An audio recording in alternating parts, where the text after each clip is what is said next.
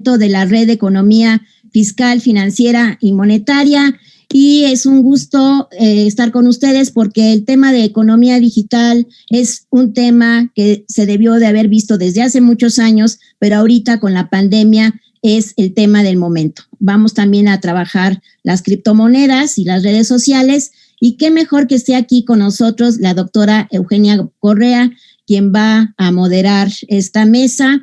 Quiero presentar también que está aquí César Duarte, postdoc del posgrado de Economía de la UNAM. Está Wesley Marshall, profesor de la UAM Iztapalapa, y está Luis Daniel Beltrán de Hacker Garage. Bueno, buenas tardes, Eugenia, te paso el micrófono. Gracias, Alicia. Buenas tardes a todos ustedes. Qué bueno que están con nosotros. Pues sí, tenemos ya algún tiempo trabajando el tema de monedas electrónicas. Hemos trabajado desde lo que son los Bitcoin hasta pues lo que son las propuestas de considerar monedas del Banco Central electrónicas, que hay algunos artículos en la revista Hola Financiera al respecto. Y también hemos trabajado algo de la economía esta electrónica o digital, no sé, que está hoy prevaleciendo más con la pandemia, pero que ya venían creciendo estas grandes corporaciones y teniendo una presencia en la economía, y también pueden encontrar artículos interesantes, muy importantes en la revista Hola Financiera al respecto. Lo que vamos a hacer ahorita es, vamos a darle 10 minutos a cada uno de los expositores a que expongan sus principales ideas que quieran debatir el día de hoy al respecto, y después vamos a, ya una vez que se hayan oído entre ellos, vamos a darles 5 minutos para que continúen con la discusión y los puntos que los otros colegas estén exponiendo. Después vamos a tomar preguntas del público, que por favor les pido que las manden por chat, y luego finalmente les daremos otra vez la palabra a nuestros ponentes. Estoy muy contenta de tener realmente ponentes de primera línea especializados en los temas de moneda y en los temas de monedas electrónicas. Entonces estoy segura que va a ser una sesión pues memorable, y me da mucho gusto que se esté grabando porque así podremos tenerla a disposición para nosotros mismos y por supuesto para nuestros alumnos. Entonces, para empezar ya la sesión, le doy la palabra a Wesley Marshall, al doctor Wesley Marshall.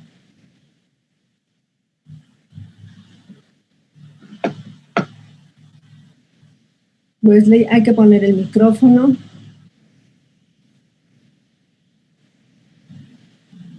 Wesley Marshall se nos escapó.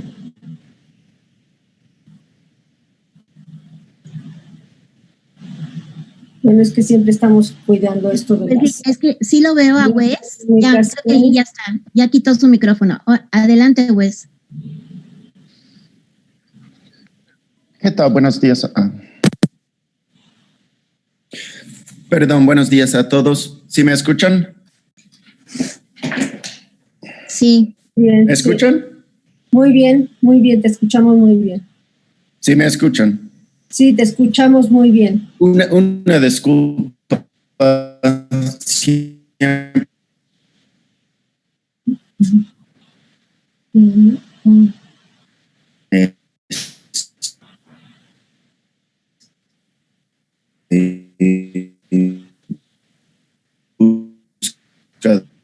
De internet, parece que ya 10 minutos primero para saludar a todos, tema que nos apasiona a todos, y si alguien quiere ver más, sí tenemos cosas en Hola Financiera y en otros lugares.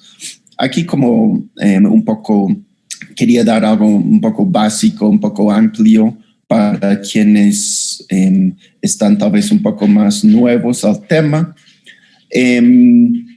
Y también quiero dar un poco de por qué ha surgido todo eso de las criptodivisas y contrariar un poco la narrativa común. Ya estamos en la cuarta revolución de Internet, donde todas las cosas son Internet, especialmente nosotros.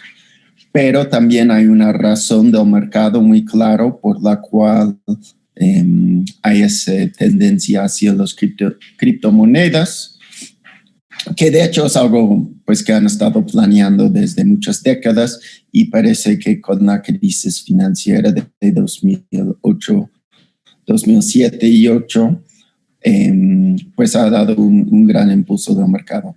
Entonces, una de las cosas que tenemos fundamental es la deflación, como muchos hemos estado estudiando por muchos años y otros del grupo muchos más años que uno. Cuando tenemos la crisis, se caen los valores de todos los activos más o menos en conjunto. Se crea lo que hasta la razón colapsar hacia la baja. Tenemos hoy en día están hablando mucho de las compresiones de los rendimientos, donde hasta las bonos basuras ya rinden casi nada. En cuanto a criptodivisas, la parte importante es que normalmente las tasas de interés no pueden ir más allá de cero, pero hoy en día tenemos una gran cantidad de activos con rendimiento negativo y muchos países del mundo sí con su tasa en territorio negativo, sobre todo los europeos y también Japón, y también ahí nos damos cuenta del orden financiero mundial, que Estados Unidos todavía no tiene tasas negativos, y de hecho todas esas decisiones son a final de cuentas políticas. Sí tenemos la presión del mercado que colapsa todos los rendimientos, pero el mercado no acepta tasas negativas. Y donde sí tenemos tasas negativas es nada más por legislación, no es un movimiento por mercado, es decisión política. La razón es sencilla, nadie va a querer comprar un bono que no rinde. Ya que estamos en un ambiente de tasas negativas, sí hay gente que especula y compra de forma voluntaria cosas negativas, pero no es la parte muy importante. Y es lo mismo si lo pensamos como uno individuo. Si vamos al banco y nos están ofreciendo un rendimiento de 0%, no tiene caso hacer todo trámite para nada. Si están ofreciendo una tasa negativa donde nos dicen que nos van a quitar dinero, al contrario de lo normal que nos da un poco, pues nadie le entra. Y es lo mismo con bonos. Entonces, la decisión política, porque le ponen en territorio negativo, es interesante, pero no vamos hacia ahí ahorita. El punto es que lo que quieren hacer, lo que han dicho muy explícitamente desde el Fondo Monetario, economistas como Rogoff, que luego pone la batuta en donde vamos de política económica, todos han publicado cosas diciendo por qué lo vamos a querer hacer, y es hacer efectivo la tasa negativa. Y eso quiere decir, si todos vamos a estar en la única forma de imponer una tasa negativa y hacer que todos nosotros aceptamos esta tasa negativa, es sin efectivo. Porque siempre que tenemos efectivo y el banco dice, vamos a quitar 3% por año de sus ahorros, pues vamos a mantener nuestros ahorros en efectivo debajo del colchón, como se dice. Y para que eso no pase, pues tenemos que eliminar el efectivo. Y eso es lo que todos ellos dicen. No se refleja mucho en la prensa, pero si vamos a los economistas que sí van empujando estos tipos de políticas, lo dicen muy abiertamente. Entonces, lo que necesitamos es eliminar el efectivo. Ya hemos visto en los últimos años la guerra contra el efectivo. Vimos los destrozos en India que causó en 2016 cuando lo hicieron como política generalizada. Y entonces eso es la necesidad de una política económica de cero efectivo. Es imponer todos. Bueno, y aquí una parte interesante de verlo que a mí me gusta en lo particular es en Polanyi pone espacios para una economía. Por ejemplo, hoy en día puede ser que no trabajamos de forma informal en el campo, vendemos un poco de nuestra cosecha y compramos una Coca-Cola de vez en cuando. No quiero decir Coca-Cola porque eso es una empresa del mercado. Vamos a decir, compramos de nuestro vecino nosotros vendemos un poco de maíz y compramos un poco de calabaza, por decir. Y entonces esas transacciones están en el espacio social, porque todo es espacio social, otra vez siguiendo Polanyi, pero no es dentro del mercado, que es un espacio dentro del espacio de la sociedad. Si hacemos que vamos a dinero electrónico, quiere decir que todo ese espacio ya es espacio del mercado, porque van a ser bancos quienes nos están dando, vamos a decir, la tecnología y cobertura para tener todo dinero electrónico. Entonces, si vamos hacia eso, pues ya todo va a ser vigilado, controlado y desde luego cobrado con o el mercado o el Estado. En casi todos casos parece que va a ser un conjunto de los dos, que lleva al último gran punto, y ahí termino, de quién va a controlar el nuevo tecnología, ese nuevo mercado. A mí siempre me gusta la idea de que la tecnología es una herramienta nada más, nos puede servir muy bien, nos puede perjudicar mucho.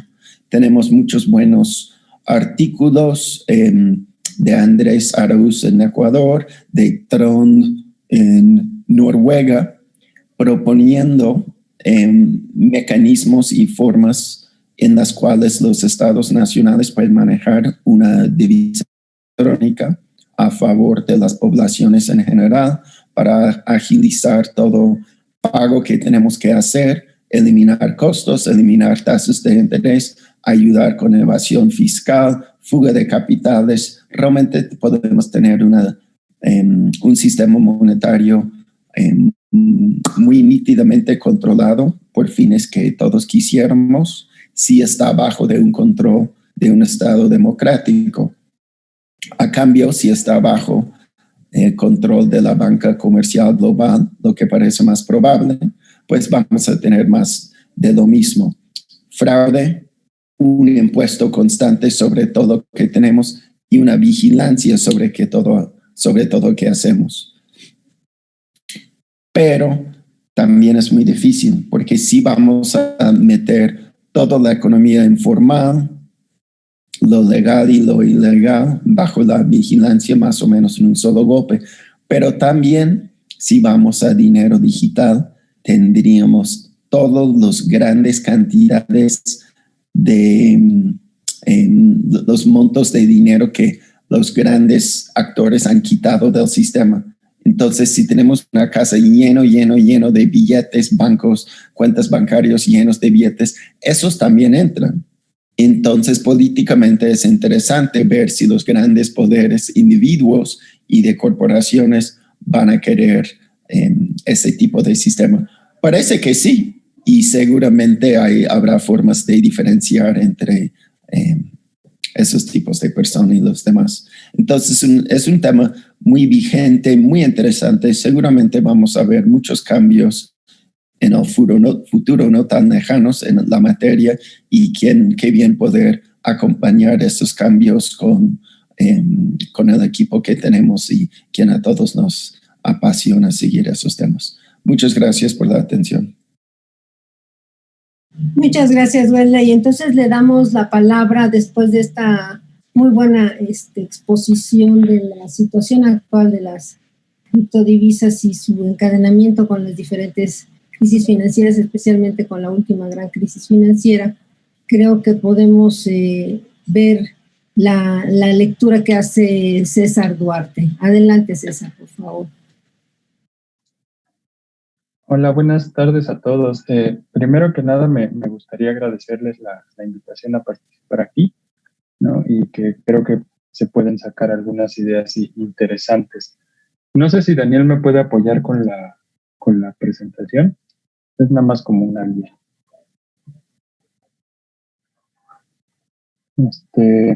Bien, bueno, esa es la presentación, el tema que estamos viendo ahorita. Y un poco lo que yo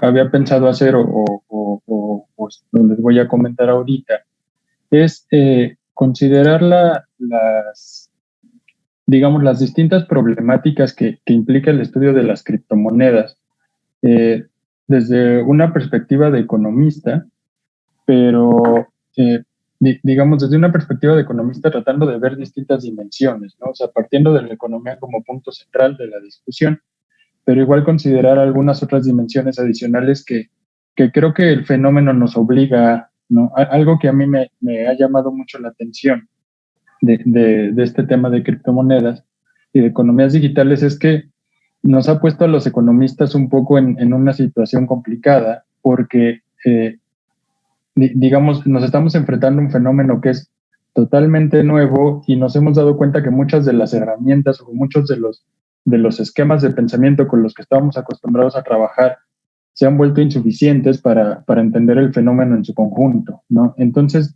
eso nos obliga de alguna manera a salirnos de estas, digamos, de esta camisa de fuerza que nos hemos impuesto voluntariamente y a considerar aspectos distintos de un tema en el que se supone que ya teníamos las respuestas, ¿no? O al menos eso queríamos pensar. Entonces, yo, un poco analizando la literatura que se ha hecho al respecto en los últimos años, que además es una literatura que pareciera que es reciente, pero cuando uno empieza a rascar y empieza a revisar, llevamos ya por lo menos 10 años discutiendo este tipo de temas, ¿no? Con el surgimiento de Bitcoin desde 2008. ¿No? Y lo que es muy, muy interesante es que seguimos todavía un poco perdidos en esta marea, porque mientras vamos aproximándonos al estudio de algún tema en específico, ocurre algo que cambia, ¿no? Entonces estamos todo el tiempo como luchando con eso y tratar de no quedarnos fuera de la discusión porque ya la situación se está modificando. O sea, hace poco tiempo ya se estaba hablando de la desaparición de las criptomonedas, ¿no? La caída de las criptomonedas, todo en relación a la caída que habían tenido en sus precios, en los mercados, ¿no? Y últimamente pues ya ha habido un repunte bastante considerable, entonces otra vez se vuelve a discutir el tema. Entonces, revisando esa literatura, identifiqué al menos estos, digamos, 6 grandes temas que creo que pueden dar una pauta o una como agenda de investigación, ¿no? Obviamente, son temas muy generales y voy a comentar algo de cada uno y enfocándome específicamente en 2, ¿no? El primer tema es justamente la discusión sobre el dinero, ¿no? Que creo que las criptomonedas han traído de vuelta la discusión sobre el dinero. O sea, la discusión sobre el dinero nunca se ha abandonado del todo, pero en el momento en que, digamos, se encontró un consenso entre los economistas respecto al dinero fiduciario y la capacidad de la banca comercial de crear su propio dinero, o sea, como que esas eran las bases sobre las que se discutía. Pero ahora el fenómeno de las criptomonedas ha puesto un actor que no estaba considerado, o sea, que es la generación de este dinero privado, pero que no está respaldado por un digamos, por un Estado, por un gobierno, por una ley, ¿no? Entonces, eso ha llevado otra vez a la discusión y se han retomado ideas del dinero como metal o del dinero metálico, del dinero mercancía, ¿no? Y gran parte de la discusión se ha llevado sobre las funciones del dinero, ¿no? O sea, si las criptomonedas son medio de cambio, si son reserva de valor, y si son medida de valor, ¿no? Entonces me parece que justo como se ha llevado, eso conecta con la idea de la criptomoneda como activo financiero, ¿no? Y la discusión entre si la criptomoneda es dinero o es más bien un activo financiero, también tiene un carácter, un carácter teórico, pero también siento que tiene un carácter político, ¿no? Cuando se habló en su momento de que las criptomonedas estaban, digamos, en vías de extinción, los argumentos que se usaban era justamente que ya no estaba haciendo la función que es la que ha hecho mayoritariamente en los últimos años, que es la de activo financiero, ¿no? O sea, ya no es una opción de inversión, por lo tanto la criptomoneda va a desaparecer.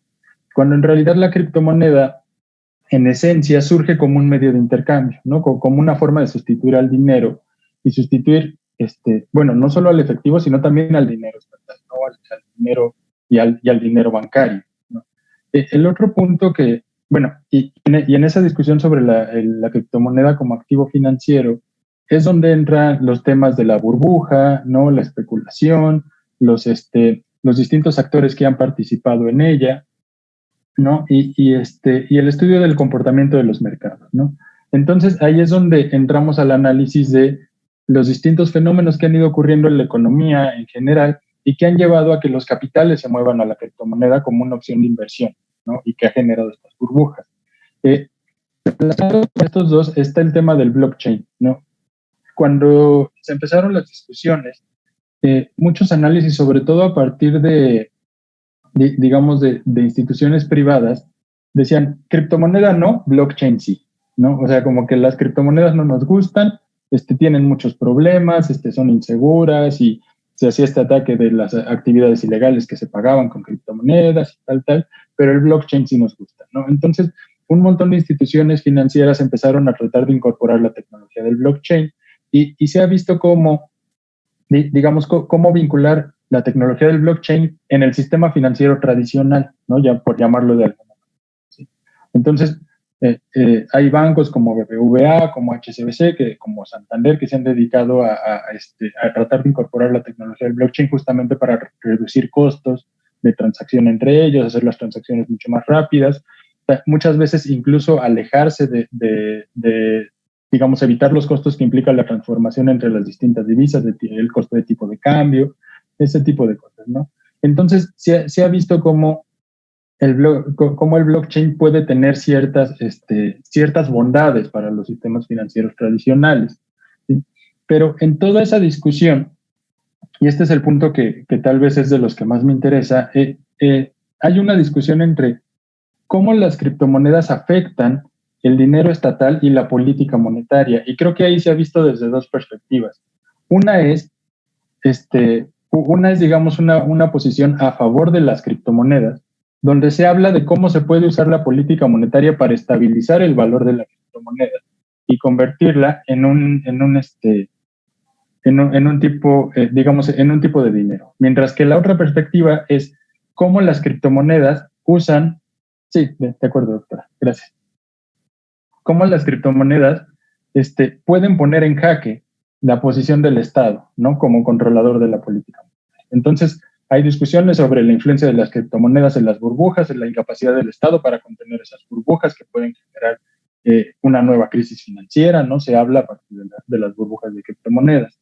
Y, digamos, los últimos dos puntos me parece que están bastante relacionados.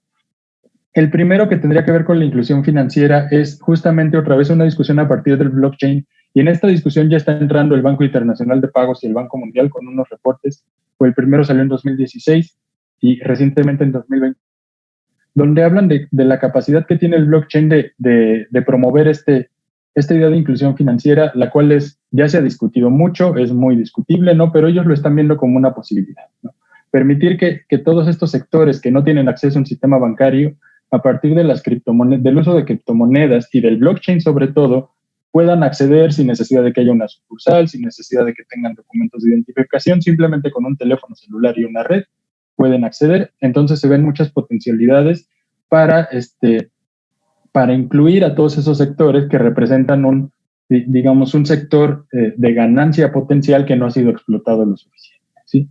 Y el último aspecto que ha generado este fenómeno es ver dos dimensiones, la dimensión social y la dimensión política de las criptomonedas, ¿no?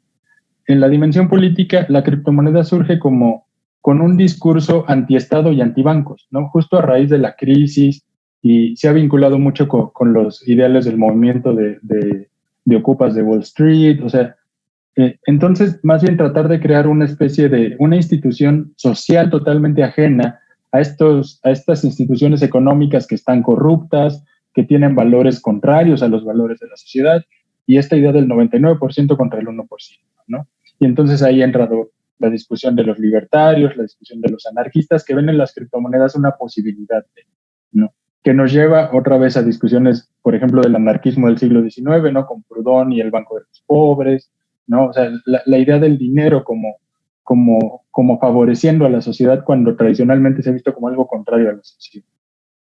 Y el otro aspecto es el aspecto social, porque, por ejemplo, Bitcoin se ve como o pretende ser algo que justamente supera la confianza, que evita la necesidad de la confianza, ¿no? Sin embargo, cuando se analizan los participantes en Bitcoin, sobre todo es lo que más se ha estudiado, se ve que hay una, digamos, está creando una especie de de estructura social muy particular, ¿no? Donde hay concentraciones de poder muy relevantes, ¿no? También se trató de estudiar las características de los participantes, de dónde son, a qué se dedican, los temas de género, ¿no? Entonces, un poco nada más para, sé que todo esto fue así como muy atropellado, ¿no? Pero nada más para dejar ahí algunas ideas o algunas líneas generales que creo que podemos retomar ahorita en algunos de estos puntos en la discusión.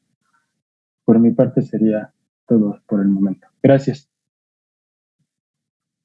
Muy bien, muchas gracias, César. Creo que has expuesto de una manera ordenada las diferentes temáticas que queremos abordar y que realmente nos abren los ojos para poder pues organizar más conferencias tocando puntos más específicos y no solamente monedas electrónicas, sino puntos más específicos como política monetaria o como blockchain.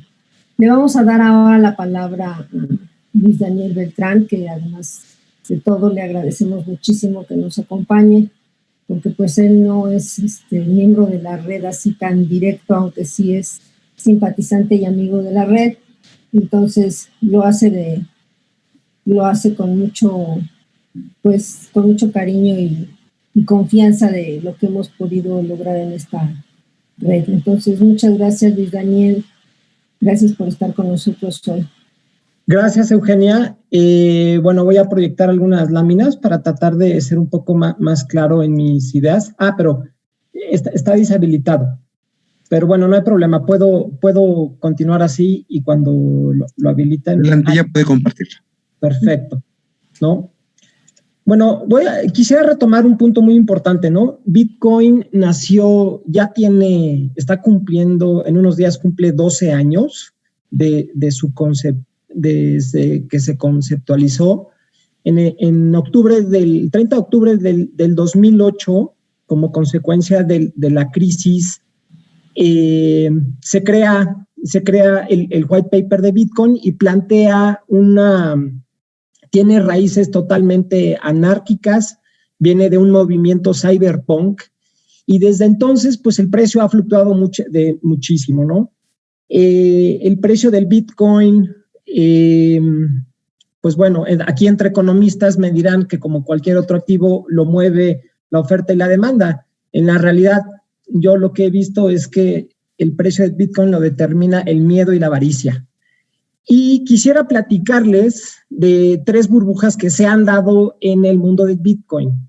Primero, que la primera burbuja desde mi punto de vista fue en el 2013, cuando Bitcoin rompe los $1,200.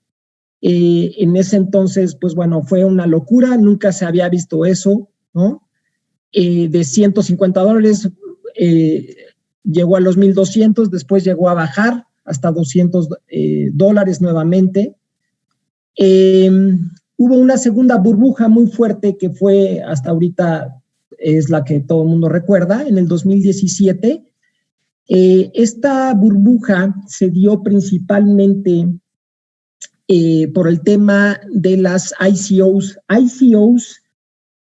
Blockchain, una de las cosas que se pueden llegar a hacer dentro del blockchain son un tipo de contratos inteligentes en donde se pueden llegar a programar cosas, a veces contratos tan simples y sencillos, pero a veces cosas muy complejas. Y en ese entonces entraron al mercado de las criptomonedas un monto de $120 mil millones. Eso fue lo que entraron a través de las ICOs. El precio llegó a los $20,000 y después llegó a caer nuevamente por ahí de los $3,000-4,000, ¿no? A eso yo lo veo como la segunda burbuja, la del 2017 que muchos conocemos. Y ahorita, en este momento, en el mundo de las cripto, se está creando, desde mi punto de vista, una tercera burbuja. Pero hay algo muy interesante, ¿no? Se crearon las famosas DeFis, que son DeFi, que querría decir Decentralized Finance. A través de las DeFis y muchos proyectos que han habido a cargo, se han logrado crear unas llamadas stablecoins. Son monedas o tokens que tienen a la par muchas veces el dólar americano o algunas otras monedas, ¿no? El euro, etcétera, y se pueden hacer ya transacciones, ¿no? Tal vez les parecerá increíble, pero hoy por hoy el 7% de las remesas México-Estados Unidos se hacen utilizando esta tecnología, utilizando blockchain. Y bueno, está teniendo un crecimiento exponencial. Se ve de mes a mes cómo ya se le están habiendo casos de usos reales, ¿no? Han habido muchísimas DeFi, una de estas, la que están viendo en pantalla, MakerDAO, desde mi punto de vista es la más interesante, cómo a través de contratos inteligentes y un sistema de préstamos logran una criptomoneda con la paridad 1 a 1 ante el dólar, ¿no? Pero, pues bueno, también como hay proyectos interesantes, pues hay una cantidad de estafas impresionante, ¿no? Augur es otro proyecto muy interesante también. Dentro de todo el tema de las DeFis, se creó una que tuvo hace unos meses un auge muy tremendo, ¿no? Hasta parecería risa, pero se creó algo que se llama SushiSwap, ¿no? Donde hay préstamos con rendimientos hasta de 100, 200, 400% anuales. Y evidentemente muchos de ellos caen en el mundo de las estafas, ¿no? Si lo vemos de manera general, pues muchos de estos proyectos caen en esquemas tipo Ponzi, ¿no? Abro también este espacio para que los interesados que les gustan este tipo de temas, si tienen el deseo de invertir, pues que nunca inviertan algo que no están dispuestos a perder, ¿no? Han habido pues cantidad de proyectos, yo les llamo proyectos de pacotilla, ¿no? Aunque tecnológicamente están muchas veces planteados de una manera muy interesante y un sustento tecnológico increíble, a la hora de operar, pues bueno, son estafas, no son otra cosa más que estafas. Y el año pasado inviertan algo que yo les llamo proyectos de pacotilla. Es un ejercicio bastante profesional y maduro. Se hace la propuesta por parte de Facebook de tener una moneda entre comillas privada. Ellos le llaman Libra. Inmediatamente este proyecto fue parado por el gobierno de Estados Unidos, ¿no? Por temas regulatorios, etcétera. Sin embargo, nos topamos que ahora los bancos centrales están muy interesados en crear sus propias criptomonedas. El tema de los bancos centrales y criptomonedas, de hecho, en el 2012 yo estuve involucrado creando una iniciativa ciudadana en ese entonces que le llamé Peso Digital, la idea era crear un agregado monetario más. Ese proyecto actualmente lo lleva Banco de México en el famoso CODI. Ahí acabó el proyecto del peso digital. Existe el sitio si lo quieren revisar, pesodigital.org. Y bueno, ahorita con este auge, pues ya el Bank of International Settlements empieza ya a tener como respuesta, una vez que China trata de lanzar su moneda digital regulada por su Banco Central, empieza ya formalmente a darle forma para que los bancos centrales puedan llegar a utilizar el blockchain y establecer sus propias criptomonedas. Y se crean las CBDCs, que son Central Bank Digital Currencies, ¿no? Hay mucha especulación alrededor de esto, hay ejercicios muy interesantes en este sentido. Sin duda, la propuesta del yuan digital está impulsando este tema. La realidad es que habiendo monedas, digitales que estén que pasen a través de un banco central o no. La realidad es que hoy cualquier persona podría llegar a mandar valor de un lado del mundo, al otro lado del mundo, sin la necesidad de pasar por ninguna entidad financiera, ¿no? Nos gusten o no las criptomonedas, cualquier persona hoy puede, y se ve a diario cómo se envían millones y millones de dólares de un lado al otro, sin pasar por ninguna institución financiera. Eso sucede todos los días y se puede ver en vivo prácticamente, ¿no? Por un lado tenemos el Eurochain, que es un proyecto también, ¿no? Que se empieza a gestar, ¿no? La FedCoin, que le llaman un ejercicio de la Reserva Federal para tratar de tener su propio activo digital uno a uno con el dólar. Y bueno, pues eso es realmente lo que yo quería compartirles en esta breve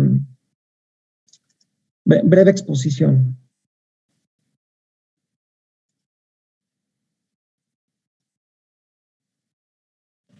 Muchísimas gracias, Luis Daniel, por ceñirse todos al tiempo, etcétera. Eso nos va a ayudar mucho a hacer una discusión muy rica entre todos ustedes y también algunos de nuestros participantes que puedan enviar sus preguntas. Les recuerdo que pueden enviar sus preguntas al chat.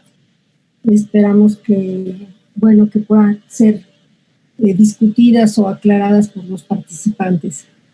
Me gustaría decir que hemos tenido una exposición de los tres participantes bastante completa de los temas que en la actualidad rodean 10 años después al surgimiento de las monedas electrónicas. Sin embargo, pues hay todavía lagunas que nos gustaría que fueran presentadas por ustedes, que son los expertos. Y pues una de ellas sin duda es ¿por qué se generan esas burbujas? ¿Por qué se generan esas burbujas especulativas con las monedas electrónicas, a pesar de haber nacido justamente como en oposición a las formas de operar de los mercados financieros de la crisis del 2008? Otra que se nos ocurre muy fácilmente es, ¿pueden realmente las monedas electrónicas tener una circulación y una vida estable fuera de los sistemas de pago internacional tradicionales que conocemos entre los bancos, o al menos segmentos de ellas que están fuera de los sistemas de pago tradicionales? ¿Están estas monedas electrónicas lo suficientemente habilitadas como para, vamos a decir, para que haya capacidad de bancos centrales mucho más pequeños y menos desarrollados también para participar y competir en la dotación de monedas o en la regulación de monedas electrónicas privadas, completamente privadas? ¿Hay espacios para esa regulación? ¿Son necesarios para una regulación pública sobre las diferentes monedas? O sea, ya nos dijo Luis Daniel que el gobierno de los Estados Unidos detuvo el proyecto de Facebook de la moneda electrónica porque hay espacio, digamos, para que desde los gobiernos se organicen esos mercados, o van a seguir un poco así apareciendo y dando lugar a fórmulas bien especulativas y fraudulentas como las que mencionaba Luis Daniel. Yo creo que todo eso nos preocupa mucho a todos, pero quizás lo que más nos preocupa es justamente el hecho de cuál es la amplitud que este mercado puede llegar a tener o puede llegar a alcanzar para la confrontación de los rendimientos negativos de los que nos estaba hablando Wesley Marshall, ¿no? Para tratar de compensar rendimientos negativos que están en territorio negativo en algunos países del mundo desarrollado. Entonces son muchos los temas que quedan ahí. Yo, como me tocó moderar, es muy cómodo para mí hacer preguntas. Lo difícil para ustedes es intentar pensar qué nos dirían a todos nosotros. Y ya nos están empezando a llegar las preguntas por el chat, pero antes quisiera hacer una segunda ronda solamente entre ustedes de 5 minutos para que nos expongan un poco qué les motivó la exposición de nuestros otros dos colegas. Entonces vamos en el mismo orden. Primero Wesley Marshall, por favor. Wesley, ¿estás ahí? Sí, aquí estás. Sí, perdón. ¿Ya me escuchan? Ya, que a uno siempre se le olvida quitar el mudo. Bueno, efectivamente son preguntas muy difíciles, pero muy relevantes. Creo que, hay muchos, pero esos sí son muy centrales. En 5 minutos voy a dar mi versión de las respuestas. Yo pienso que, toda mi opinión nada más, pero hasta ahora no hemos tenido propiamente dicho burbujas en eso, solo porque a mí me gusta pensar en la burbuja que cuando se rompe desaparece. Y entonces tenemos auges y bajas en los precios, pero sigue el Bitcoin, sigue otros, y para mí cuando vemos las grandes burbujas en la historia, el activo sobre el cual crece la burbuja no resucita. Pero estamos en territorios nuevos, no quiero decirlo con mucha contundencia, ni ninguna de mis respuestas aquí con nada de contundencia, pero por fines de brevedad.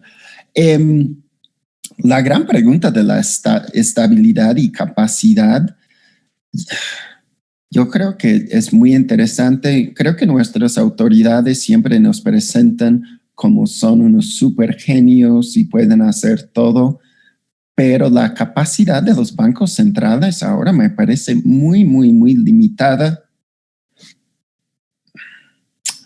Nada más se me ocurre, como vi en una peli, no es crítica mía, pero policías de la Ciudad de México saben muy bien extorsionar, pero exactamente hacer las cosas que debe de ser una policía, primer auxilio, otras cosas, no tienen ninguna idea. Los bancos centrales hoy en día, como insiste mucho Mario Saccareccia, no hay ningún arte del banco central. Nada más ponen un botón. Si la inflación es así, bajamos la tasa de interés. Y no están muy capacitados de hacer mucho, yo pienso. Si lo dejamos en manos de las bancas privadas, también vemos el vaciamiento de toda empresa productiva o financiera. Todos tratamos con bancos, son los más ineptos del mundo. No creo que van a hacer muy bien en manejar un sistema así, ni los bancos centrales, ni los bancos particulares. Y a lo mejor eso es una de las razones por las cuales andan tardando en instrumentar eso a nivel más generalizado, pero siempre en nuestra gran época de capitalismo de desastre, todo falla, todo desastre, es como arte, no hay errores, más errores mejor para ellos, porque quieren desorden, quieren desastre. Y el último punto, y ahí pongo sobre la mesa de debate con Luis Daniel, yo estoy cada vez más confiado en que la presentación de Bitcoin por unos ciberanarquistas le creo cada vez menos. Para mí es un invento del NSA de Estados Unidos y justamente por el punto, si en cualquier momento no les sirve, no les conviene un actor privado metiéndose en un espacio monetario que siempre es de los más importantes, los elimina. Y yo pienso, quién sabe, pero para mí ver exactamente quién está atrás de Bitcoin es muy interesante. Entonces así son mis respuestas rápidas de preguntas muy, muy, muy complicadas, pero para cumplir con mis 5 minutos y mis opiniones. Ahí va. Muchas gracias. Muchas gracias, Wesley Marshall. Ahora le damos la palabra a César Duarte. Bueno, igual un poco como menciona Wes, son un montón de cuestionamientos que creo que es complicado tratar de analizar, sobre todo porque es un fenómeno, como comentaba hace rato, que está cambiando muy rápidamente o muy constantemente, ¿no? Retomando lo que decía Wes, y creo que un poco de la pregunta central que hacía la doctora es el tema de la regulación, ¿no? Y que tiene que ver con los actores. Estaría de acuerdo con lo que dice Wes de que, digamos, los bancos centrales tienen una capacidad cada vez menor de acción, ¿no? O de intervención sobre los mercados. Sin embargo, creo que hay una situación ahí que habría que considerar, que es el hecho de que las criptomonedas, o al menos hasta donde sabemos, todavía no logran ser controladas por ciertas instituciones o que podamos identificar, ¿no? O sea, ciertas instituciones financieras. Y creo que ese sería el primer paso para alcanzar algún tipo de regulación, si se busca, ¿no? Porque en esencia los proyectos de las criptomonedas justamente lo que tratan es evitar eso, o sea, están hechas con ese fin, ¿no? Con el fin de no ser reguladas por ninguna institución central, ¿no? Aunque bueno, ya cada vez ha habido proyectos que, digamos, que modifican los principios básicos de las criptomonedas cuando surgieron. Pero justamente esa característica y la característica que tiene el blockchain es esa descentralización, ¿no? O sea, el centralizarle de alguna manera rompería con... Creo que hay que hacer una diferencia fundamental entre monedas digitales y criptomonedas, o sea, monedas digitales en general, ¿no? Con la esencia de las criptomonedas, que justamente es esa descentralización. O sea, esos proyectos de los bancos centrales de generar criptomonedas y tal, al final es una forma distinta que asume el mismo dinero que ellos emiten, ¿no? O sea, y es simplemente como, yo creo, ponerle un nombre, ¿no? Que obviamente tiene muchas implicaciones, ¿no? No es tan sencillo como eso, pero es algo diferente a la esencia de la criptomoneda, que se ve como una construcción social, ¿no? Y el hecho de centralizarla y de meterla, ya sea en una institución financiera o en un banco, en una institución financiera privada o en un banco central, ¿no? Modifica todo ese momento. Entonces, yo en este momento veo muy difícil que se logren regular, ¿no? las criptomonedas, y de hecho es muy interesante cuando uno ve las discusiones, o sea, cada vez que sale alguna de estas instituciones o algún representante de estas instituciones a hacer un comentario al respecto, la reacción es muy interesante, porque hace poco me parece que fue el director del Banco de Inglaterra el que dijo, bueno, es que las criptomonedas no tienen un valor intrínseco, y ahí está el problema, ¿no? Entonces, todo el mundo se empezó a burlar diciendo, bueno, es que ningún dinero tiene un valor intrínseco, ¿no? Pero también hace unos días se estaba esperando la participación no me acuerdo quién, de representante del Fondo Monetario Internacional en un panel sobre criptomonedas, ¿no? Y la opinión que iba a presentar al respecto, pero en realidad esa no ha cambiado. Lo que sí creo es que en general se ve como algo, o sea, sí surge como un proyecto alternativo, esa es la perspectiva que yo tengo, y que poco a poco ha tratado de irse incorporando y ha tratado de incorporarse esa tecnología y de regularse, pero en este momento veo muy difícil, ¿no? Y en el otro punto, retomando un poco para polemizar de lo que comentaba Wes, ¿no? De la idea de la burbuja, yo ahí no estoy tan seguro, ¿no? O sea, yo sí creo que son burbujas, ¿no? Yo más bien calificaré una burbuja como crecimiento de precios y así caídas y auges que ocurre con todos los bienes o todos los activos, ¿no? Yo creo que la diferencia con la burbuja es que se hace con el fin especulativo, o sea, esas caídas y esos auges ocurren porque la gente está comprando no para consumir, sino para vender, no para usar, sino para vender eventualmente y obtener una ganancia, ¿no? Y en ese sentido, pues ha habido burbujas de todo y de muchas cosas que o sea, que sí sobreviven, ¿no? Es el ejemplo clásico, y es un ejemplo que le encanta digamos, a los defensores de la desregulación, es el ejemplo de la burbuja del ferrocarril en el siglo XIX, ¿no? Así como que te lo traen todo el tiempo. Dice, bueno, sí hubo una burbuja, pero al final, gracias a eso, hubo un montón de inversión y un montón de capitales, y eso logró que el ferrocarril se implementara en todo el mundo en un periodo muy corto de tiempo, ¿no? Que también es algo que usan mucho para para la burbuja.com de finales de los 90, ¿no? O sea, gracias a esa burbuja sí, pues pasaron cosas feas, pero pues ya tenemos Amazon y tenemos Google y tenemos Facebook, bueno, Facebook viene un poco después, ¿no? Pero tenemos todo esto, ¿no? Gracias a esa, digamos, esa nueva oportunidad que generó, ¿no? Entonces también he encontrado esos análisis donde ven a las criptomonedas o estas burbujas de criptomonedas como, bueno, sí, ahorita está muy inestable, ahorita es como, parece todo como muy incierto, pero después cuando se estabilice todo, pues vamos a ver que esto llegó para quedarse, ¿no? Y fue gracias a todos estos capitales invertidos en ello que se puede lograr ese momento, ¿no? Yo lo dejaría ahí. Muchísimas gracias, César. Luis Daniel Beltrán, por favor. Hola, ¿qué tal? Bueno, pues aquí respondiendo un poco las preguntas, coincido con mis compañeros en varias, ¿no?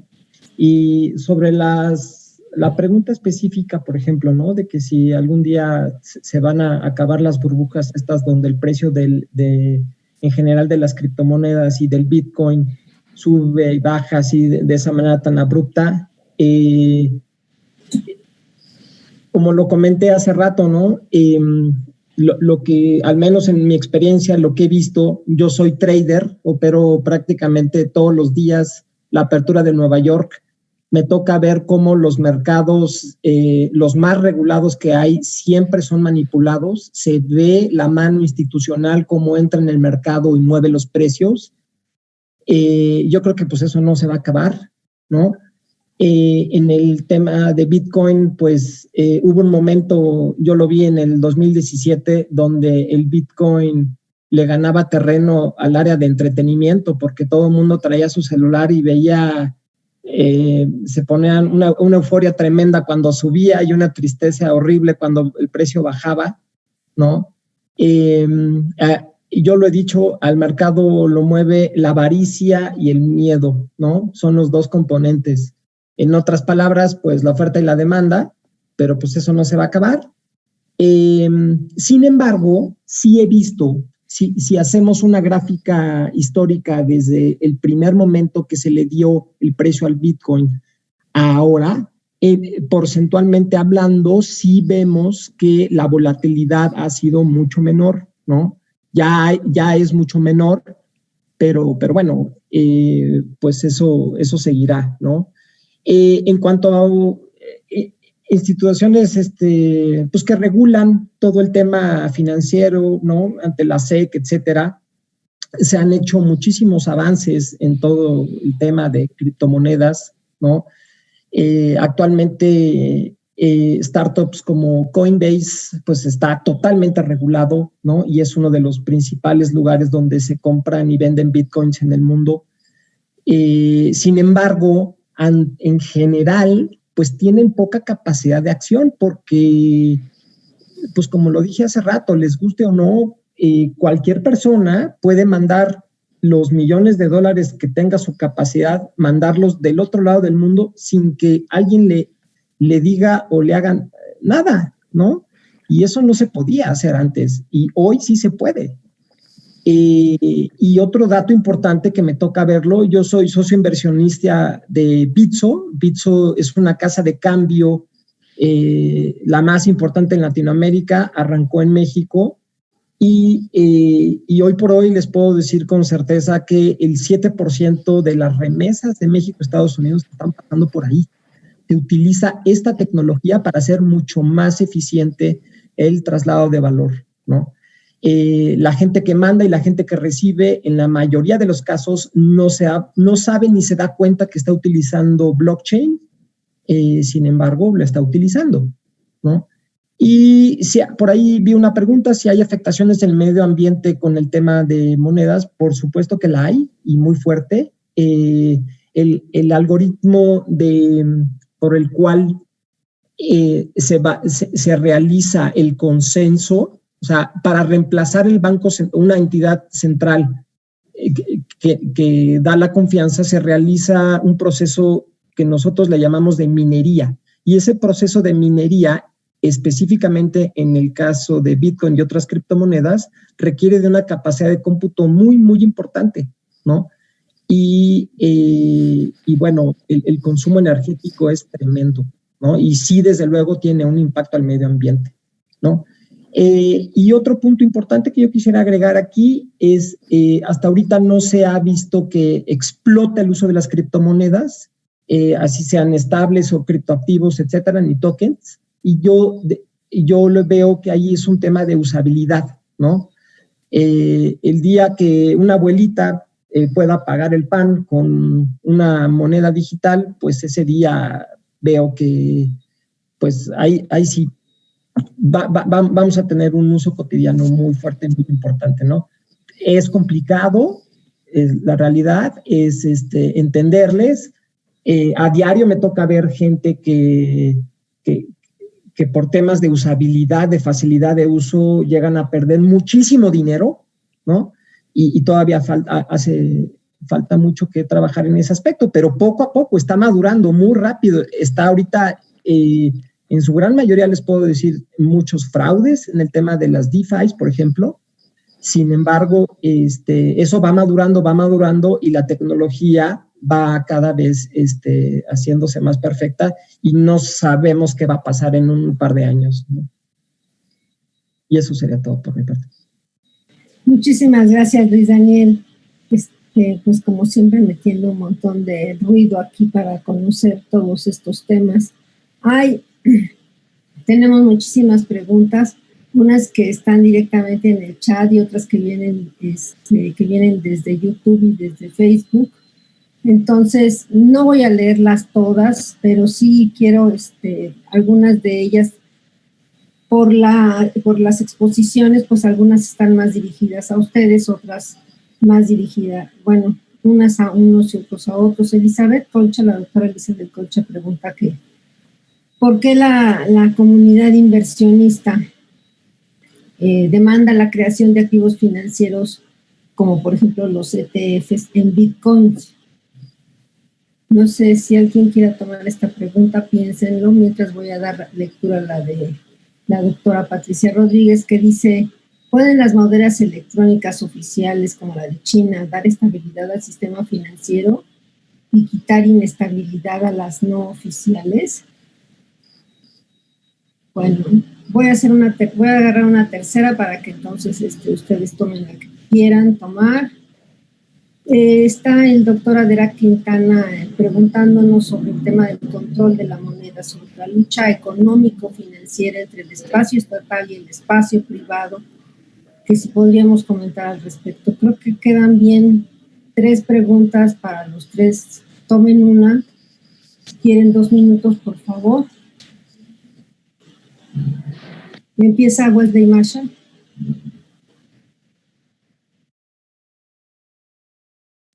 Ahora sí, ¿me escuchan? Tomando todos esos en cuenta, yo creo que para mí la forma más fácil de responder a ellos es si esencialmente, es considerar a esos actores como actores sociales primero y luego del mercado. Porque luego tenemos una pregunta también de Jesús Sosa de qué va a hacer de los bancos centrales, los bancos comerciales. Y yo creo que en momentos de grandes cambios como ahora, si los consideramos como actores sociales y que su función social, que especialmente en su representación de la clase dominante de renta financiera y ver qué funciones sirven, y ahí para mí se puede entender un poco mejor esta lucha del espacio monetario y también la forma en que funciona el espacio monetario. Y hay nada más un comentario rápido, regresando a las burbujas, solo porque me parece que va adecuado ahí. Yo creo que depende un poco de cómo los definimos. A mí me gusta la definición de Kindleberger, y como dice Luis Daniel, sí estamos entre miedo y envidia, miedo y avaricia, gracias. Ahí sí leí labios nada más. Y ahí sería otro elemento que me parece importante, nada más porque ellos me han convencido, que es el fraude. Y en el futuro porque ellos ponen el fraude como el elemento principal en una burbuja, que defraudamos a todo y una vez se revela el fraude, ya se acabó el juego. Y es un tema muy importante en esas nuevas tecnologías. ¿Qué tanto vamos a poder eliminar el fraude y asegurar que tenemos un mercado que sigue por sus propias reglas? Y ahí también estamos en este ámbito, si queremos verlo así, de actores sociales y cómo se interactúan. Me rebasé mis 2 minutos, son temas muy complicados y ojalá ya sirve para esta discusión continua que tenemos. Muchas gracias. A ver, entonces le damos la palabra a César Duarte, por favor. Sí, digamos, me interesa lo que comenta Derek, ¿no? Sobre esa lucha entre el espacio estatal y el privado, ¿no? Que creo que está relacionado con lo que pregunta la maestra Patricia Rodríguez, ¿no? Respecto a la posibilidad de estabilización de esas monedas, digamos, monedas oficiales o monedas electrónicas oficiales, ¿no? Me interesa sobre todo, otra vez retomando la idea de que Bitcoin o criptomonedas surgen como una crítica precisamente a la inestabilidad y a la inestabilidad y a la corrupción, ¿no? Que hay en todo esto. Pero lo interesante es que al final se han convertido en un activo financiero y un activo financiero que es un activo más en el mercado, ¿no? O sea, yo creo que para la mayoría de los tenedores de Bitcoin la motivación para adquirirlo es esa, y eligen entre comprar Bitcoin o comprar dólares o comprar bonos o comprar X o Y, ¿no? Cualquier otro activo financiero. Entonces, creo que en ese sentido todavía, digamos, estamos, no sé qué tan lejos, pero todavía estamos un poco, digamos, estamos en un terreno diferente al de considerar a esto como una moneda, ¿no? Como una moneda que se usa para pagos.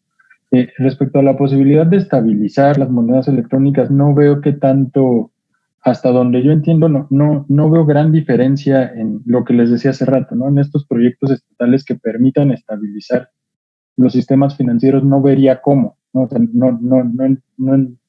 lo que estoy viendo sería más bien como un cambio tecnológico en el uso y tal vez eso facilite transacciones y permita más acceso a distintos actores al mercado, pero respecto a una mayor capacidad de estabilizar el sistema financiero no veo tanto, porque la inestabilidad justamente viene a partir de la intervención de los actores privados y las búsquedas de intereses privados y propios, y pues eso no va a desaparecer, ¿no? Y en ese sentido es donde surge esa lucha, ¿no? entre los espacios estatales y privados, porque paradójicamente Bitcoin, Bitcoin en particular, es una crítica a esos, tanto a las instituciones financieras o a este sector privado que suele ser causante de la inestabilidad, pero también a la posibilidad del control político estatal, ¿no? Entonces, de ahí que es un proyecto en esencia anarquista, ¿no? Y que parte de la idea de que la sociedad es la que va a controlar el mundo, ¿no? Entonces tiene un montón de aristas que se me hacen muy interesantes, porque o sea, es esta discusión entre anarquistas y libertarios, ¿no? Del anarcocapitalismo, o sea, ese tipo de cosas. Bitcoin juega mucho en esas esferas, esas discusiones, ¿no? Y entonces pareciera que busca el control privado del dinero, que es una institución social, ¿no? Pero privado por la sociedad, no por instituciones financieras privadas, ¿no? En teoría así es. Entonces vería como 3 actores, digamos, disputando esa soberanía, ¿no? Del dinero a partir de estas criptomonedas. Que claro, digamos, ¿quién gana en esa disputa? Y la balanza está bastante desequilibrada, ¿no? Pero bueno, ahí lo dejo. Muchas gracias, doctor César Duarte. Sí, es muy interesante que todos estamos preocupados por la estabilidad de algo que nace supuestamente para dar estabilidad, pero que en realidad los fundamentos mismos sobre los que se plantea y se reproduce pues son inestables, y gracias a esa inestabilidad es que sobreviven. Pero nos preocupamos por la estabilidad porque sabemos que como dinero requiere de esa estabilidad mínima básica con movimientos sin menos, para que realmente las funciones que cumple el dinero puedan ser cumplidas por un activo como este. Sin embargo, es claro, o al menos ha sido claro en los últimos años, que justamente aquellos espacios en donde el sector privado pretende un control es donde justamente menos estabilidad se encuentra, ¿no? Porque se convierte en un espacio competitivo de intereses, como decía Luis Daniel, muy, muy importantes de ambición, de avaricia y miedo. Entonces, para mi gusto sí es importante, pues, quizás el dejarnos de preocupar tanto por su estabilidad y preocuparnos un poco por el sentido y el camino de su inestabilidad. A lo mejor eso es lo que tendríamos que estarnos preguntando. Le vamos a dar la palabra, por favor, a Luis Daniel. ¿Qué tal? Bueno, respecto a la pregunta sobre los ETFs, que por qué la comunidad inversionista demanda la creación de activos financieros, como los ETFs de Bitcoin, mi respuesta es muy sencilla. Cualquier portafolio de inversión hoy en día, la recomendación mínima de los grandes gestores de este tipo de portafolios es que al menos el 1% esté en criptoactivos, y los criptoactivos más recurrentes, donde más se recomienda invertir, por así decirlo, más estables, entre comillas, sería Bitcoin y Ethereum. Entonces, pues bueno, se utilizan este producto, este ETF, pues son necesarios para poder balancear esos portafolios, ¿no? Todo el tiempo vemos, ¿no? Sobre todo en los últimos meses, me ha tocado ver cómo grandes fondos de inversión destinan al menos 1% en inversión en criptoactivos, hablando de Bitcoin o Ethereum principalmente, y pues es una manera para ellos balancear su portafolio, ¿no? Y bueno, pues eso por mi parte creo que sería. Muchísimas gracias, Luis Daniel. Bueno, vamos a dar otra ronda de preguntas de aquí tanto del Facebook como de los miembros de la red. Y una de ellas justamente va dirigida directamente a Luis Daniel, José Manuel Damián Corona, que dice cuáles fuentes les puede recomendar para estudiar los actuales proyectos de los bancos centrales para aplicar la tecnología del blockchain. Luego tenemos una pregunta de Roberto Soto, también la hace para todo el panel, sobre el PayPal. Dice: PayPal aceptará pagos en cripto.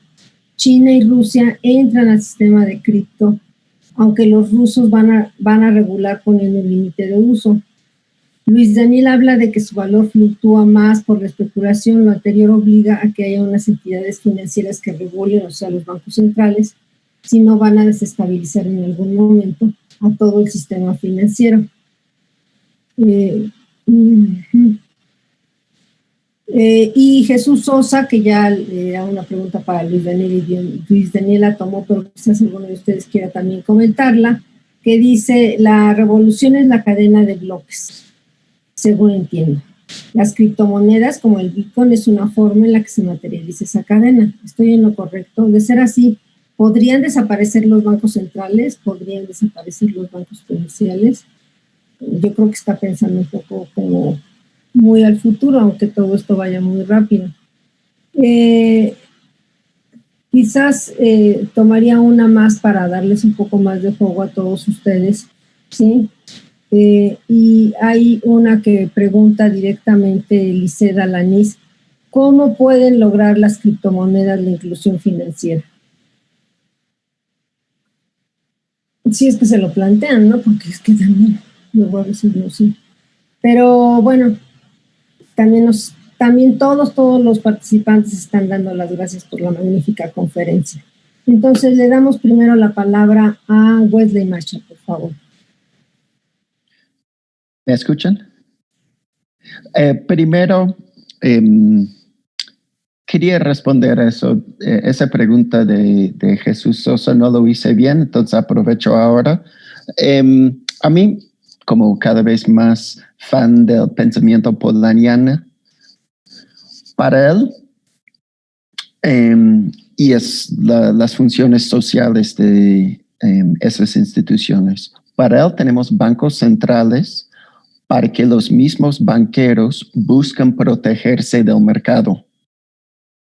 No es algo meramente técnica, no es una institución que sirve a las necesidades técnicas del sistema, sino es una institución social, porque como banqueros individuales nos vamos a arruinar el sistema. Necesitamos este club para regular nuestro comportamiento y protegernos del mercado internacional en general. Y ahí conecta con la parte de China. No vamos a... Tenemos mucho conflicto tecnológico hoy en día, China, Estados Unidos. Tenemos TikTok, tenemos Huawei, como se diga. Tenemos varias cosas y va a ser muy interesante ver si los chinos, los rusos, van a querer proteger sus sociedades del sistema financiero internacional. Y ya con estas nuevas tecnologías hay todas las posibilidades de aislarse del sistema monetario financiero.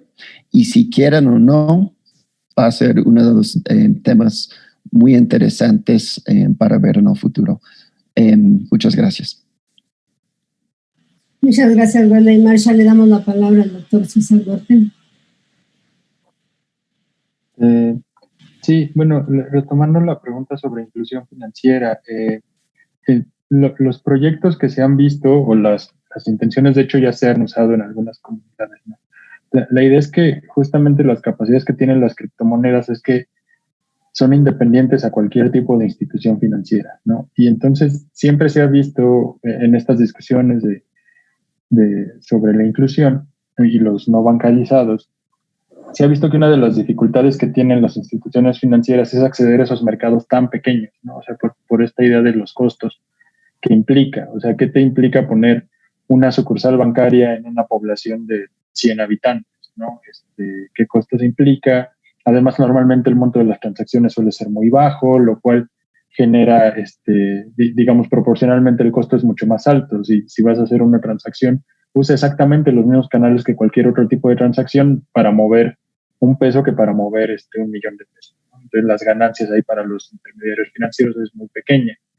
Entonces, de lo que se habla es que las criptomonedas, y específicamente el blockchain, lo que te permiten es acceder a todos esos mercados, primero sin necesidad de que haya sucursales, ¿no? O sea, de que instales un espacio físico, ¿no? La gente con su celular abre una cartera y a partir de ahí ya puede hacer transacciones, ¿no? Y por el otro lado, te evita la necesidad que es un problema que se tiene mucho en la inclusión, ¿no? La falta de identificación o de documentación oficial de los participantes, ¿no? O sea, entonces, al entrar a este ecosistema de cadena de bloques, te conviertes digamos, en un numerito más dentro de esa cadena de bloques, pero se puede identificar las actividades que hace ese numerito, ¿no? O sea, qué transfiere, qué no transfiere, de dónde viene, a dónde lo manda, ¿no? Y eso permite que gente que normalmente no tendría acceso tenga más acceso. Y ya a partir de ahí, ya estás haciendo que las personas usen servicios financieros, entonces ya viene ya viene la parte que le interesa a las instituciones financieras, ¿no? Le das un crédito, le vendes un seguro, tal, ¿no? Entonces ya tienen acceso a todo eso porque ya han creado cierto historial a partir de las transacciones que han hecho con criptomonedas, los puedes identificar y tal. Entonces, ese es el proyecto, o eso es como se ha ido manejando, ¿no? Y incluso se ha usado en ciertas comunidades, donde uno ve fotos y es así un puestito y dice, aceptamos Bitcoin, ¿no? Y entonces circula el Bitcoin en estos espacios, ¿no? Y permiten a la gente crear una especie bueno, se convierten en estos proyectos de economías locales, ¿no? De economías locales, de cómpranos a nosotros, o sea, y se cierra la transacción. Paradójicamente, una moneda o un activo que que circula a nivel internacional, pero justamente esa poca circulación que tiene en muchos espacios, cuando se concentra eso, te permite que, fomentar una economía local, ¿no? Entonces, son los beneficios que se ve con las criptomonedas para la inclusión financiera. Ahora, esa es la perspectiva de estos organismos financieros internacionales y de algunas instituciones privadas, ¿no? Como el tema en general de inclusión financiera es bastante discutible, ¿no? O sea, hacia dónde, qué se busca en realidad, ¿no? Cuáles son los impactos, y hay un montón de estudios sobre eso, ¿no?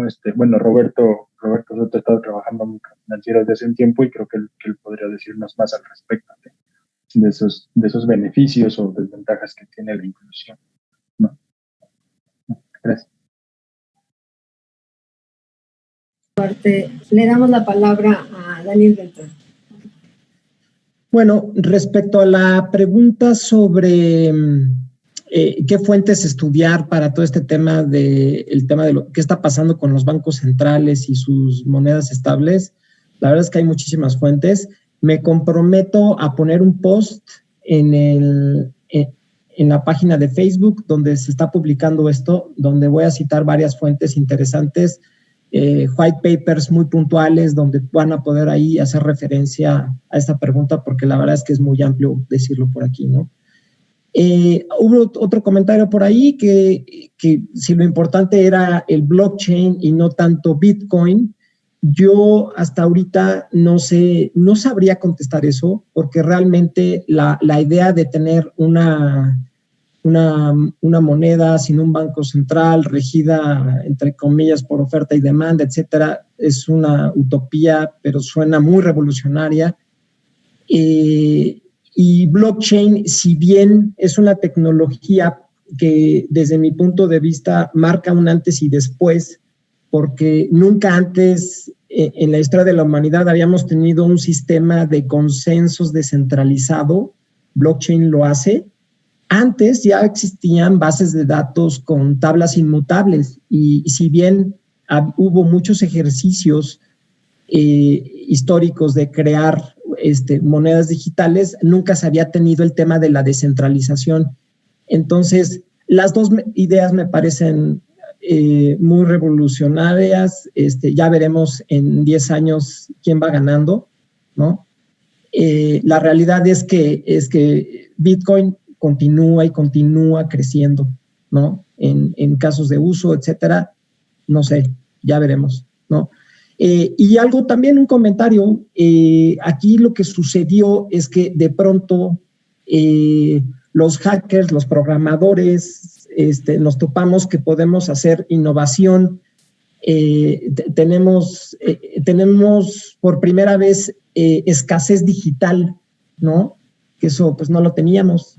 Y eso nos crea pues grandes oportunidades para estar innovando cosas, ¿no?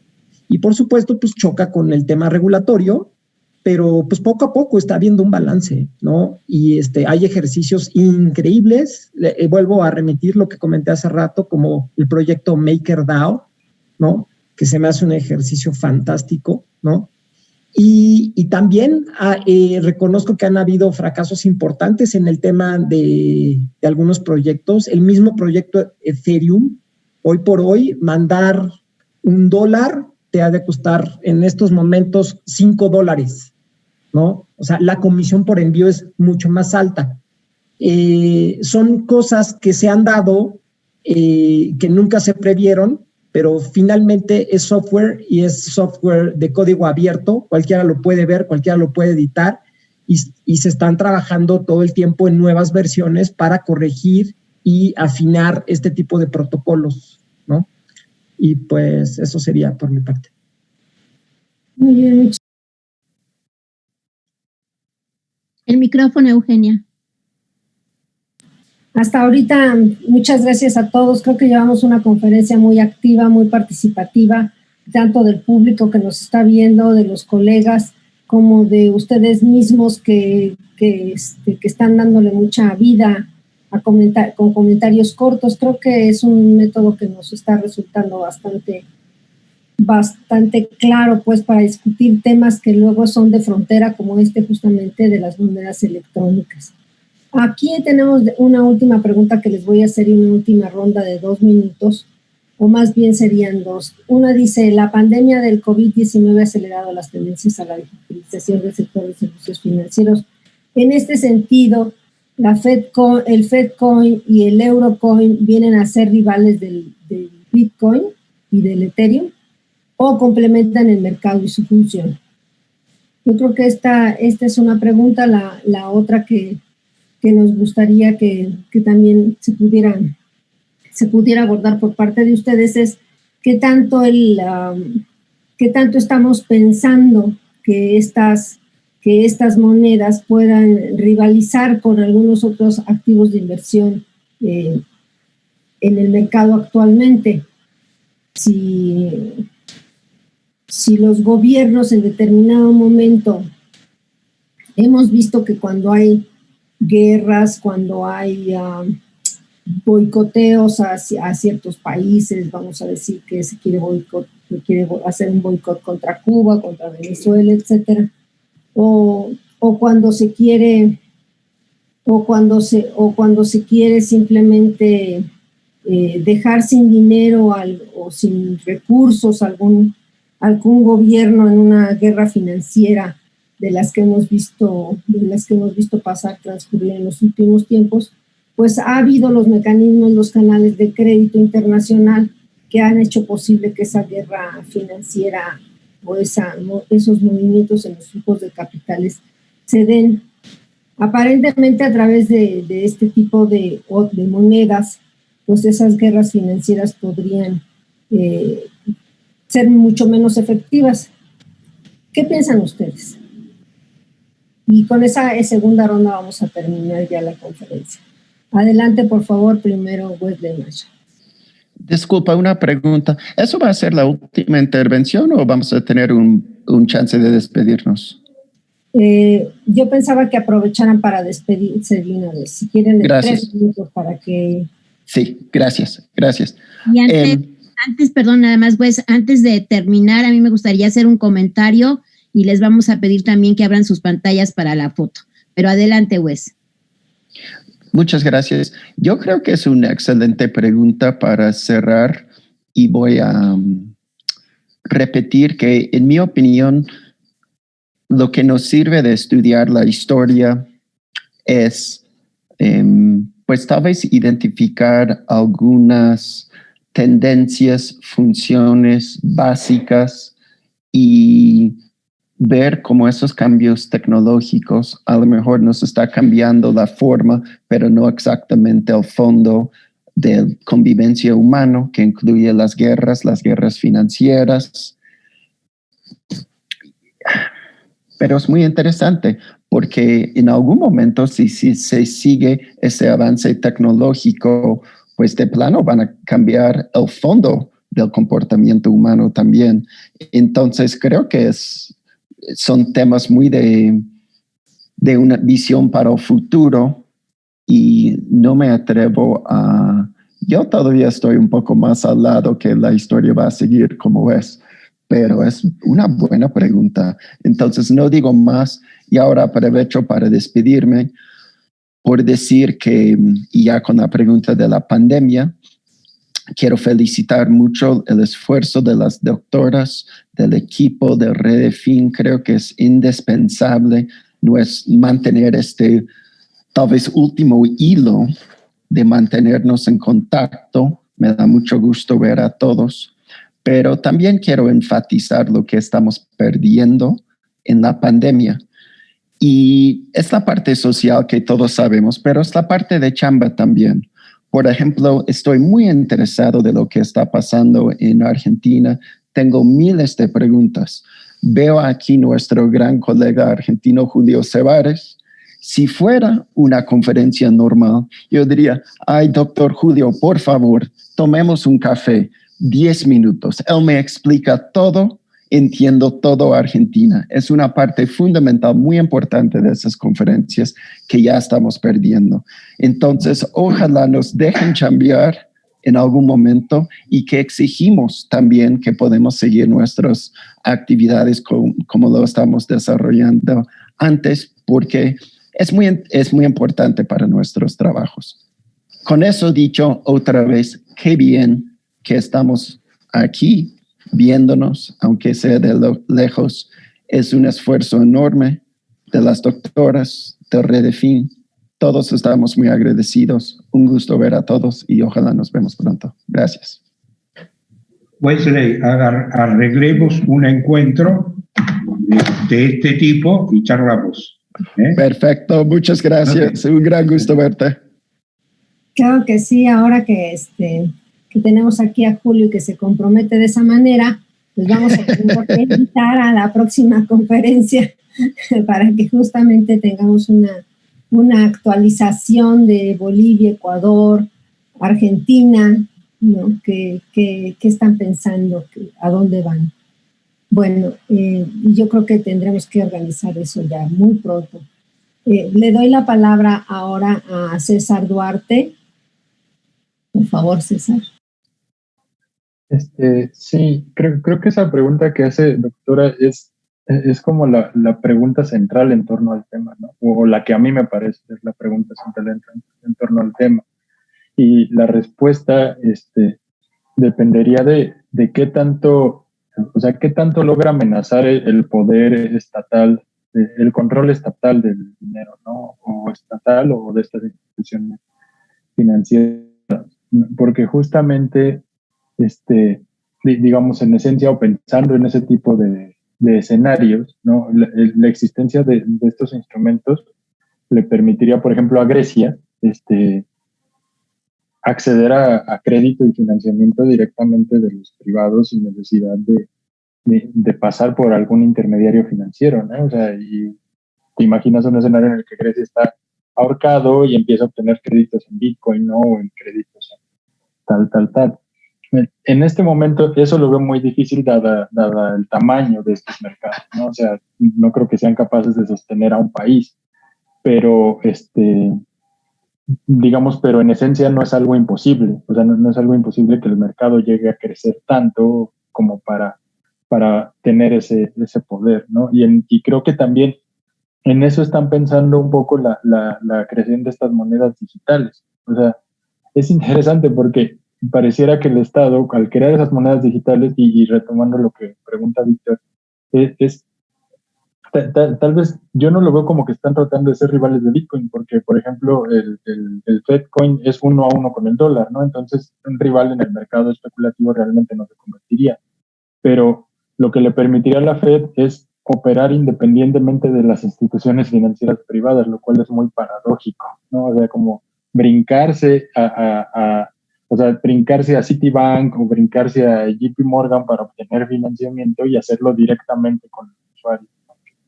Que son ciertas iniciativas que ya se han tenido, por ejemplo, aquí en México con la idea de CETES Direct, todo esto, ¿no? Pero que siguen siendo mínimas respecto al global de participación en los mercados. Entonces, otra vez veo ese escenario con 3 diferentes actores al menos, donde están tratando cada quien de ubicarse y ver dónde, digamos, en qué posición están mejor, ¿no? O tienen más posibilidades de acción independiente a los demás.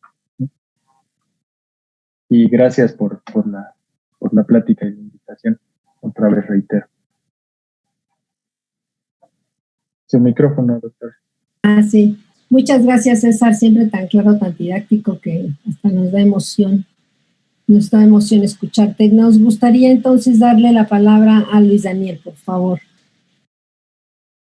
Bueno, pues esa misma pregunta yo de cierta manera se la hice a Banco de México, se la hice directamente al director de sistemas de pagos, si veía alguna rivalidad, etcétera. Bueno, más bien yo le dije, Miguel Ángel, sé que hay intereses en crear eso, y me dijo, pues no, Daniel, vamos a hacerlo. Y finalmente ellos acabaron desarrollando el CODI, que nada tiene que ver con blockchain, pero bueno, es un primer ejercicio para crear un agregado monetario más su famoso sistema de pagos digitales por medio de QR. Sí creo que es pues nació por una rivalidad. Nació hace 12 años, en el 2008, como una propuesta directa ante esa crisis que se dio en ese entonces, ¿no? Entonces, están habiendo muchos ejercicios en el tema de emprendimiento y en el mundo de Bitcoin. Nosotros nos manejamos como que los tiempos, lo que pasa en el mundo real en 10 años, aquí pasa en un año, ¿no? Los ciclos son mucho más rápidos y está evolucionando muy bien, muy rápido, ¿no? Sin lugar a dudas, el tema de la pandemia ha acelerado este proceso. Muchos emprendedores que nos dedicamos al mundo de la tecnología decimos que nos metimos a nuestras casas en febrero del 2020 y salimos en julio del 2030, ¿no? Porque, pues bueno, la digitalización ha sido tremenda en todos los aspectos. De hecho, ya muchas veces lo decimos, ya andar hablando de negocios digitales y de economía digital ya no tiene sentido, o sea, porque ya simplemente si no estás así, pues difícilmente vas a poder estar, ¿no? Entonces, pues bueno, ese sería mi comentario. Agradezco mucho a las doctoras por esta invitación y a todo su grupo, y pues aquí seguimos en contacto. Sí, muchísimas gracias, Luis Daniel. Antes de terminar, por supuesto, le quiero dar la palabra a la doctora Girón. Sí, muchísimas gracias, Eugenia. Pues ha sido un excelente ejercicio este conversatorio y yo quisiera comentar dos cosas. Una, en primer lugar, bueno, yo aquí siempre tengo mi libro, que lo debemos de releer constantemente. Como ven, ya está un poquito maltratado, pero allí no lo preparé, pero allí claramente dice Keynes cómo los bancos centrales se unen a los bancos centrales y cómo de alguna manera los califica como los rentistas. Entonces, efectivamente, hay una relación muy estrecha entre los bancos centrales, entre esta relación con los bancos, y de ahí la importancia de esta cadena de bloques y que de alguna manera podría en algún momento quitarles el mercado. Lo que ha dicho Luis Daniel es muy cierto. Cuando me preguntó cuál era el tema, yo le dije, pues, economía digital, criptomonedas y redes sociales, y me dijo claramente, eso es un licuado. Debiste de haberte asesorado para dar un buen título, porque y sí, efectivamente, la economía digital vino para quedarse. Creo que ya no debemos de hablar, ya está muy avanzado, pero bueno, siempre en la academia a veces estamos un poquito retrasados en cuanto a tratar siempre de buscar teorías para que nos puedan explicar el dinero, si es valor, si es dinero, crédito, etcétera. Y yo les pediría a todos los que estamos en el Zoom que abran sus pantallas para sacar la foto, porque bueno, creo que ha sido muy interesante. Los que puedan abrir sus pantallas, adelante. Y le voy a pedir a José Carlos que nos avise en qué momento nos va a sacar la foto para no cerrar los ojos.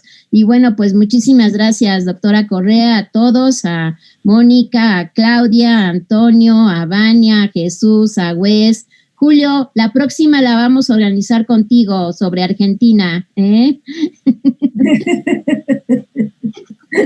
Toca a César, a quién más veo, a Marcia, bueno, no sé a quién más, ya no veo a casi todos, no sé, la verdad es que no sabemos manejar muy bien el Zoom, pero bueno, ya José Carlos, tú nos dices, o Daniel, tú también puedes sacar la foto, ¿verdad? José Carlos, no sé dónde esté. Aquí estoy, doctora, de hecho ya tomé 2. Muy bien, ¿así con todos los cuadritos? Ya, son 19 los que están conectados en este momento, entonces capturo nuevamente una más, así para que estén atentos a su cámara. Muy bien. Listo. Muy bien. Gracias a todos. Bueno, pues muchísimas gracias. Gracias, José Carlos. Estamos para servirles. Gracias a todos. Gracias, hasta luego. Excelente conferencia, felicidades. Gracias, hasta luego.